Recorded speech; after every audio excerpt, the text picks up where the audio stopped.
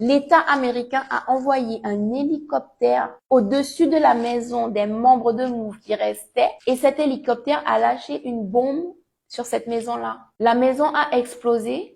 Sur les 13 membres de Move qui étaient dans la maison, 11 sont morts, dont 5 enfants, brûlés vifs dans d'atroces souffrances. Et pour être sûr que cette fois-ci, ils soient définitivement débarrassés d'eux, l'État américain a exigé que les pompiers n'interviennent pas. Donc, ils ont laissé la maison des membres de Move se consumer intégralement, si bien que les flammes se sont carrément répandues à plus de 60 autres maisons du quartier. Et ce sont pas moins de 200 personnes qui ont été brûlées ou tuées par les flammes. Bien évidemment, on était dans un quartier noir.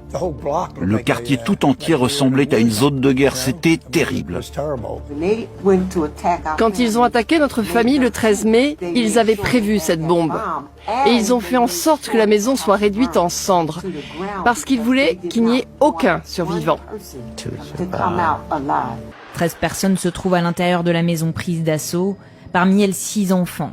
Après des heures de tir et de sommation à se rendre, la police largue une bombe sur l'organisation.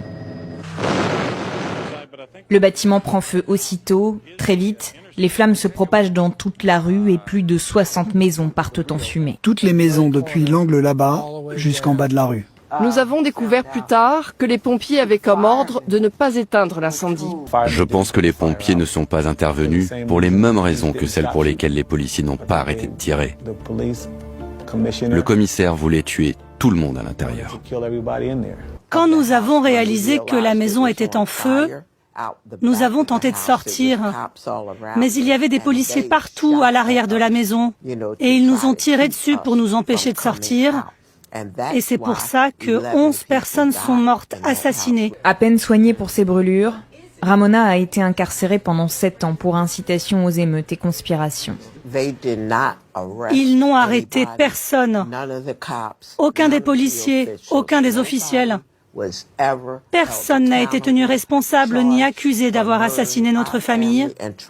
Et croyez-moi, c'est un meurtre.